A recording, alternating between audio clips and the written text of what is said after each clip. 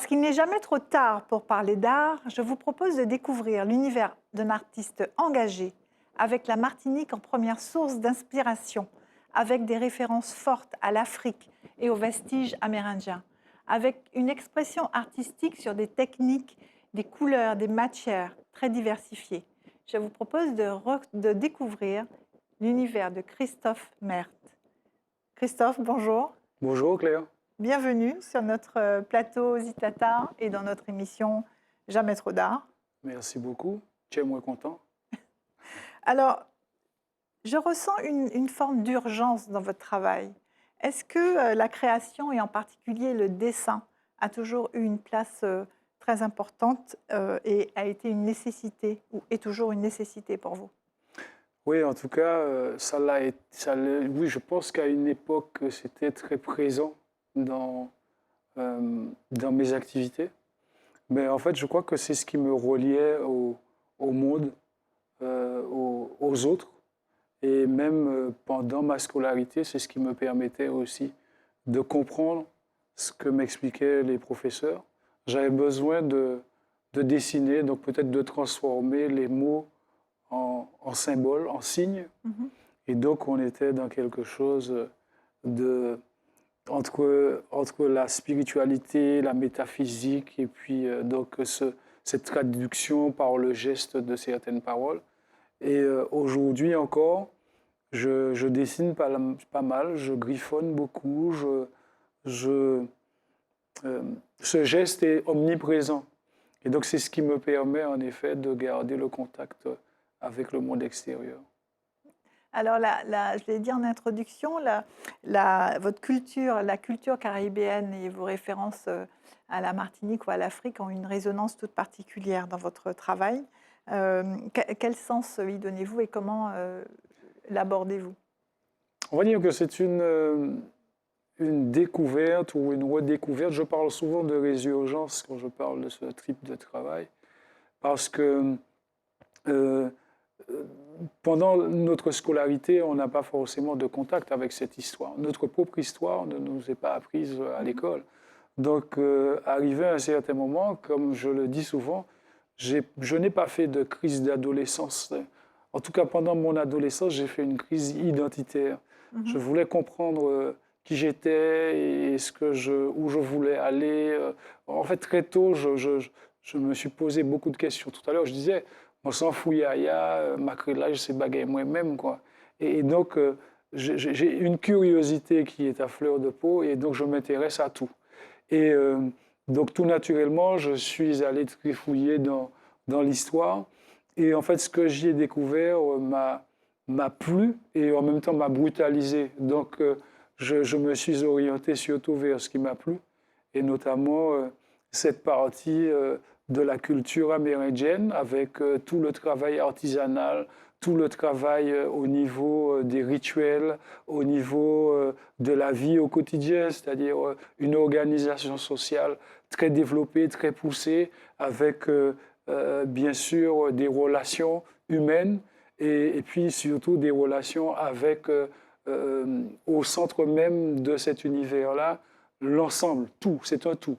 C'est-à-dire l'animal, le végétal, l'humain, le minéral, tout est en harmonie. Et donc, en voyant ça et en découvrant toute cette, on va dire, philosophie de vie, euh, en poursuivant mes analyses et mes recherches, je suis tombé aussi sur l'Afrique. Mhm. Et donc, je retrouve des similitudes entre ces deux cultures et ces deux civilisations.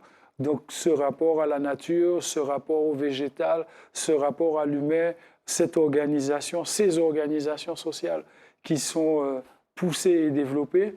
Et donc, tout naturellement, cette curiosité m'a amené justement à vouloir trouver mon rapport à ces choses-là et comment est-ce que je pourrais les intégrer à mon travail.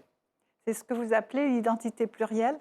L'identité plurielle, que d'autres appellent aussi l'identité composite, puisqu'il y a bien sûr la brutalité du choc de la rencontre entre les différentes civilisations, notamment avec l'Europe qui arrive ici avec le génocide amérindien, ensuite le génocide africain par la déportation, donc d'abord l'arrachement, la déportation, et puis la surexploitation des hommes sur les habitations et tout ça. Et puis dans tout ça, quelque chose de totalement imprévisible, c'est la naissance justement d'un peuple avec la naissance d'une langue, avec la naissance d'une culture très forte. Et donc ce foisonnement identitaire résonne en moi en me révélant justement à travers les différentes couleurs la composition de ce que nous sommes. Une vraie identité plurielle où les mélanges se font de manière naturelle. Alors vous dites, en ayant pris conscience que cette identité plurielle était notre force et devait figurer dans mon œuvre, je cherche dès lors par tous les moyens à la faire transparaître dans mon travail. C'est ça, exactement. En fait, il faut savoir que j'ai mis en place un processus de création qui me permet à chaque fois, à chaque réalisation, de rechercher ces différentes phases pour pouvoir aboutir à quelque chose qui ne soit pas une finalité, qui soit bien au contraire le début d'une mise en relation avec le public, avec ceux avec qui je vais échanger. Donc, du voyage initial, en tout cas de l'intention, la première intention de faire quelque chose ou de me laisser emporter dans une traversée, au moment où je vais par exemple exposer, il y a toutes les phases que je vais apprécier, que je vais décortiquer, que je vais analyser, que je vais prendre le temps de comprendre pour ensuite pouvoir entrer en relation non seulement à travers le travail que je vais montrer, mais à travers aussi ce que je vais dire aux gens. Et donc, tout ce processus-là appartient à un univers qui va représenter non seulement l'histoire de la Martinique, mais aussi ma propre histoire familiale, l'histoire de mon quartier, et puis par extension et par approfondissement aussi, en allant chercher à travers des voyages souterrains, des voyages intérieurs, ce que j'ai envie de dire, ce que j'ai envie de restituer et quelles traces j'ai envie de laisser de ces moments que je passe pour aller vers la création. C'est ça, donc vous êtes vraiment au carrefour de tous ces univers, de tous ces mondes, de toutes ces histoires. Et d'ailleurs, vous aimez beaucoup créer des mots qui synthétisent, qui veulent traduire justement ce carrefour d'identité. Vous avez créé un terme, le Markaraimon. Oui. Markaraimon, c'est un... Alors au départ, je disais, c'est un citoyen du monde. Et puis après, j'ai interrogé le terme citoyen, qui nous ramène à des notions politiques de vote et tout ça. Et donc, je dis aujourd'hui que Markaraimon est une entité. Et en fait, Markaraimon, qui donne naissance à la philosophie de ma démarche artistique, le markaraimonisme, c'est la Martinique, contraction de 3 mots, Martinique, Caraïbes et monde. C'est ça. Et la Martinique, donc, est la représentation des racines, la Caraïbe, le tronc, et puis le monde, les branches. Et en fait, je dis que c'est un arbre fruitier. Cet arbre fruitier porte des fruits, nous sommes les fruits de cet arbre-là. Et donc, il s'agit surtout de nourrir l'humanité à travers ce que nous sommes, tous les êtres humains.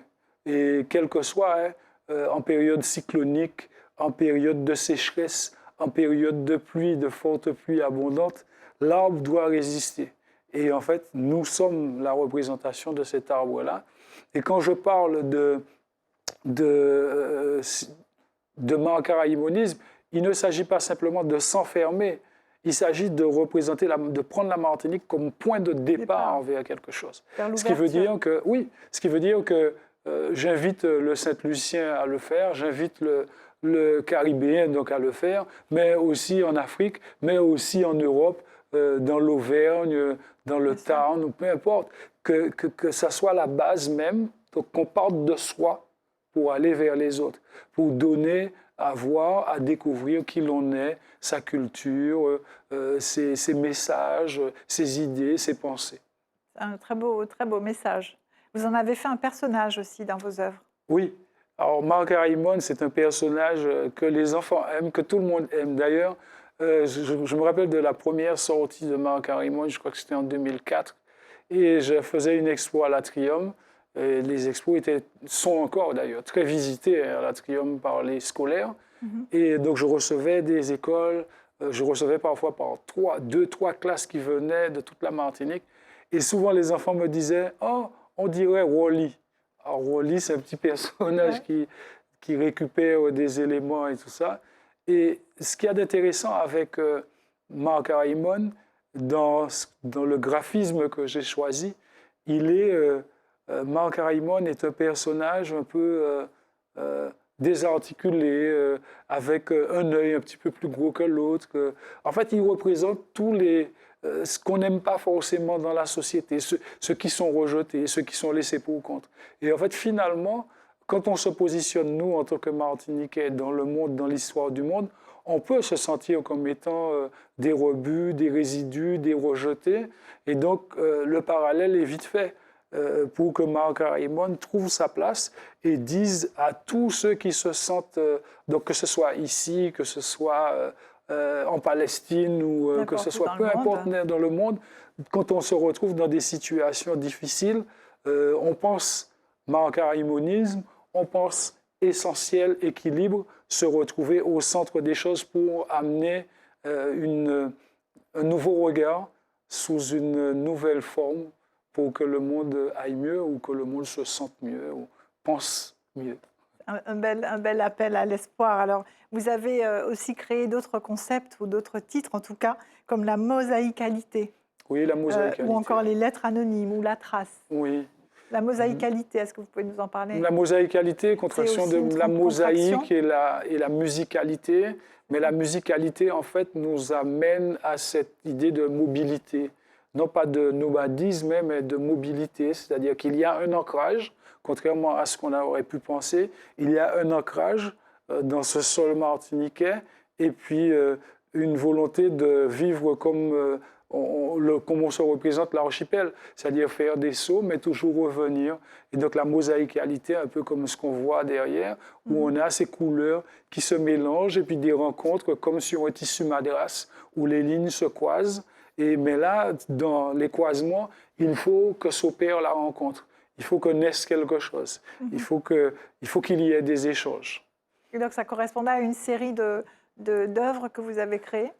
En fait, non seulement une série d'œuvres, mais ça entre dans le cadre du processus de création aujourd'hui. C'est-à-dire qu'aujourd'hui, je suis capable d'identifier le geste de la mosaïcalité quand je vais le faire dans une réalisation. Quand je crée, je suis un peu comme... j'ai des références parfois un peu bizarres, mais comme les super-héros. Oui. Donc on dit souvent, comme disent les jeunes, je suis en mode. Donc je suis parfois en mode trace, en mode mosaïcalité, en mode maternité. Et en fait, je sais de quoi je parle, en mode résurgence. Je sais que ce geste-là que je vais faire appartient à la résurgence. Donc je vais peut-être le pousser un peu plus loin ou le laisser vivre son expérience tout seul. Et est-ce que ça correspond à des périodes ou est-ce que c'est juste sur l'instant que vous allez être dans tel ou tel mode de création? En fait, aujourd'hui, je suis habité par ça. Donc en fait, ça se révèle tout seul. Et donc, j'identifie tout de suite sur le moment, mais ce ne sont pas... Il y a eu ces périodes, donc ce sont les périodes d'émergence de ces moments-là, de ces notions-là. Et puis ensuite, on passe au fait que je sois habité, donc que je prenne conscience de ce que c'est pour pouvoir ensuite, dans mon processus de création, l'identifier, parfois affronter, parce qu'il y a l'ego qui se met en place, et puis dépasser justement le stade où on doit pouvoir laisser faire les choses de manière naturelle et intuitive. Très bien, merci. Je vous propose d'écouter Marilyn Psyché-Salpêtrier qui va nous parler de votre travail dans notre rubrique Parole d'expert.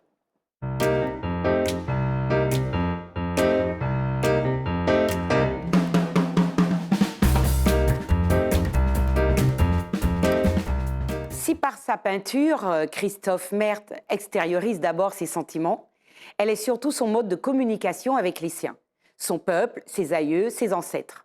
En effet, c'est par ce biais que l'artiste formule ses interrogations sur sa culture, son histoire et sur son identité. Le dessin est son langage, la peinture est son moyen d'expression, la création est le laboratoire de sa réflexion, de sa recherche et de son dire dans toute sa diversité. L'inspiration vient de sa quête identitaire qui se traduit par un procédé pluriel, diversifié et multiple. L'acte de composition passant de l'abstrait au figuratif, l'un se mélangeant à l'autre pour créer une harmonie. Christophe Maerth travaille sur plusieurs toiles et sur plusieurs sculptures en même temps. Souvent, il déplace même l'une ou l'autre de ses créations en cours dans l'un ou l'autre de ses deux ateliers, où il travaille aussi en même temps. Car tout dans sa création est énergie et relation, tout dans sa création est symbole et signifiant. Cela se traduit par le choix de ces processus que sont l'assemblage, le détournement, la récupération de matériaux industriels ou naturels. Cela se traduit par la diversité de supports et de matériaux. Ils sont multiples, protéiformes, d'origines diverses, métal, bois, épaisseur d'affiches publicitaires, toile, canne à sucre, coquillages, terre, etc. Le métal, ce sont des feuilles de tôle, des bonbonnes de gaz. Ce sont des métaux spéciaux, industriels, récupérés dans la mangrove et choisis intentionnellement par rapport au travail de l'esclavage. Les fragments de noix de coco insérés dans ces sculptures symbolisent, eux, la force de résilience, la capacité d'adaptation ou de renaissance. Les coquillages sont vestiges de vie. Les couleurs, elles, ont leur codification singulière. Le jaune, énergie. Le rouge, force et dignité. Le blanc, l'ancestralité. Le vert, famille et fécondité. Et le bleu, connaissance et savoir. Christophe Maerth aime se confronter au métal pour ses propriétés de résistance et de solidité. Ce matériau l'oblige à une certaine recherche de simplicité par la technique qu'il utilise. Ici, l'artiste retrouve des gestes de découpage enfantin. Il découpe des formes. Il aime ce rapport à la matière, un véritable rapport physique et de recherche d'équilibre, âme, corps, esprit. Le métal est alors découpé et non déformé. L'artiste détourne les outils de l'artisanat et de l'industrie pour en faire des outils d'artiste. Ainsi, il découpe le métal au découpeur, au plasmadaire comprimé. Il utilise la défonceuse à bois pour obtenir un effet de dentelle sur ses totems en bois. Les aiguilles de tapissier pour créer ses patchworks sur toile. Il utilise l'acrylique, la bombe, la peinture à l'huile, les pastels gras, la terre et autres médiums de sa composition, comme l'humus. Christophe Maerth recrée, recompose, réécrit sur et dans ses œuvres, joue de lettrage pour recréer la force du message et des mots, les mots pour prolonger le propos. Ainsi, par les mots, ses signes, l'usage de la lumière, les formes et le choix d'expression plastique, Christophe Maerth invite le regardeur à traduire à sa façon les pensées qu'il propose, de relier les fragments de notre archipel caribéen dans le monde. Alors Christophe, je voudrais que vous nous parliez de votre dernier projet culturel et artistique que vous appelez Humaternité. Humaternité. Humaternité, humus, mater, fraternité, contraction de 3 mots ou alors de 2 mots et de groupes de mots. Alors, HU de humus, donc c'est cette végétation qui pourrit au pied de l'arbre et qui crée un écosystème avec des petits animaux qui vont venir fertiliser le sol. Donc, c'est cette notion de pourrissement. Ce sont toutes ces choses passées qui sont encore là et qui nourrissent en fait l'actualité, qui nourrissent ce que nous sommes. Il faut aller chercher au fond. Ensuite, mater, donc mater, M-A-T-E-2-R-E, la Terre, c'est le nom de notre planète, mais c'est aussi la matière, la Terre, c'est aussi le sol que nous foulons quand nous marchons. Et donc, c'est ce qui crée l'équilibre, ce qui nous permet de rester debout et d'avoir une fierté de dire qu'on appartient à ce système-là. Et puis, la fraternité, donc nité derrière. Mais quand on regarde bien, au cœur même du mot mater, parce que je dis mot mater, parce qu'on l'entend mater, c'est aussi la mater, la maman, La mère. la mère, la matrice. Et si on met comme dans un fœtus, hein, on fait le sens inverse, on va mettre la maman dans un fœtus. Au cœur même du mot, on va retrouver, ensuite on va isoler la racine ici, et on va prendre le préfixe et le suffixe, on va les accoler et ça va nous donner unité. Unité avec un H. En fait, il s'agit de dire, de questionner cette notion d'unité, de fraternité, de solidarité dont on parle, qu'on voit dans le slogan de la France, qu'on voit dans nos conversations, quand on parle du vivre ensemble, des associations, des travailleurs sociaux et tout ça, mais aussi dans le monde entier, unité, cette unité dont on parle, où est-elle? Est-elle partie vagabonder? Est-elle en vacances? Ou, donc dans ce cas, que faire? Arrêtons de parler, sortons du dire pour faire. Ou alors faisons en disant. On ne continue à parler comme on fait. En allant, il y a quelques années en Afrique et jusqu'à maintenant quand j'y vais, je suis étonné de voir notamment au Cameroun, les gens marcher en se tenant la main, et comme quand on était enfant. Mais justement, pour moi, c'est une notion d'unité qui est présente dans certaines familles, qui est présente dans certaines sociétés. Aujourd'hui, il faut pouvoir donner un autre visage à cette unité-là. Et donc, pourquoi pas avec un H muet, H comme humanité, H comme humus, H comme unité nouvelle, une unité nouvelle. Humanité, maternité aussi. Oui, mais cette maternité, justement, maternité appartient à ce que je disais tout à l'heure, une autre vision des choses, c'est-à-dire une mère dans un fœtus, et cette mère, qui est-elle? Est-ce qu'on va parler simplement de l'être humain ou est-ce qu'on va parler d'une globalité? Aujourd'hui, on a toujours l'impression que l'homme, en fait, s'est défini comme étant celui qui est supérieur à tout, qui pense tout. À l'heure où aujourd'hui on parle de l'intelligence artificielle, qui me fait peur, je le dis ouvertement. Pourquoi? Parce que c'est à chaque fois qu'il y a une évolution et de la modernité qui s'ajoute à ce qu'il y a déjà, on se rend compte que bien avant ça, on n'a pas réglé les problèmes les plus essentiels. Donc, à l'heure où on parle de... Je ne sais pas, quand on a parlé des batteries électriques pour les voitures, pour aujourd'hui se dire qu'on sera à un développement écologique beaucoup plus propre, aujourd'hui on se dit, mais en fait ces batteries-là, qu'est-ce qu'on en fait? Où est-ce qu'on les retrouve? Qui c'est qui fournit toute l'énergie, toutes les ressources humaines pour pouvoir produire ces batteries? Et donc ça nous met dans quelque chose qui parfois peut me donner l'impression de m'éloigner de mon domaine de compétences, mais bien au contraire, tout ça fait partie de moi parce que l'artiste vit au cœur même de la société et a besoin justement de garder cette relation avec ce contact avec l'être humain et donc avec ce qu'il développe à partir de son intelligence. Et donc je me retrouve là à me poser des questions. C'est ça. Alors, vous avez créé un spectacle, en fait, une production artistique autour de ce concept. Oui. Je vous propose de regarder un extrait de ces représentations.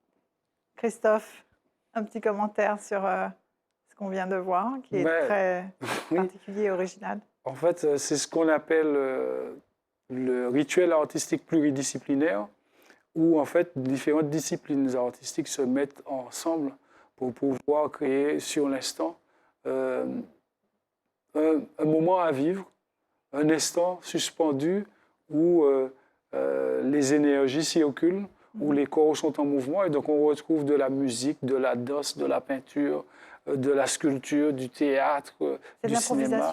Et c'est de l'improvisation, et c'est ce qu'il y a d'extraordinaire. C'est-à-dire que tous les artistes qui sont impliqués dans cette dynamique-là ont à cœur de pouvoir se dépasser, de pouvoir donner à vivre un instant différent. Et d'ailleurs, ce que je leur dis quand je les invite, qu'il ne faut pas tenir compte du public. En fait, le public, c'est comme si on ne les avait pas invités et qu'ils étaient là en train, comme des voyeurs en train de macréler ce qui se passe. Parce que ce qu'on leur propose, ce n'est pas de vivre quelque chose de fini, mais de vivre une expérience. De vivre, faire partie, en fait, du Oui, et de vivre spectacle. le processus de création, en fait, plutôt que le résultat lui-même. Très bien. Bah, écoutez, merci. Merci, Christophe. Mais moi, j'aimerais dire quelque chose sur Humaternité. Humaternité, je suis pas seul finalement, je suis au départ le concepteur du projet, mais aujourd'hui, je suis accompagné par une association notamment et un groupe de bénévoles, accompagné aussi par la ville de Rivière-Pilote. Cette association Flamme d'Ifé fait le rapport, mais en fait toute la coordination avec la ville de Rivière-Pilote qui accompagne le projet. Et aujourd'hui, en fait, je me rends compte que cette dynamique n'est plus une dynamique simplement à partir, bien sûr, de la perception d'un artiste, mais en fait, c'est un groupe de personnes qui voient en fait la nécessité de pouvoir se mettre ensemble, de créer cette unité au cœur même de l'humaternité, pour pouvoir donner à voir qu'il est possible en fait d'espérer en ce mouvement où on se donne la main, qu'on appelle et qu'on espère en disant que c'est le vivre ensemble. Formidable. Merci. Merci beaucoup. Merci Christophe pour cet hommage à l'humanité, cet appel à l'unité et à la fraternité. Merci pour l'invitation. Merci beaucoup. Merci, chers téléspectateurs, de nous avoir suivis. Je vous donne rendez-vous pour découvrir un nouvel artiste et ses œuvres dans un prochain épisode de Jamais trop d'art.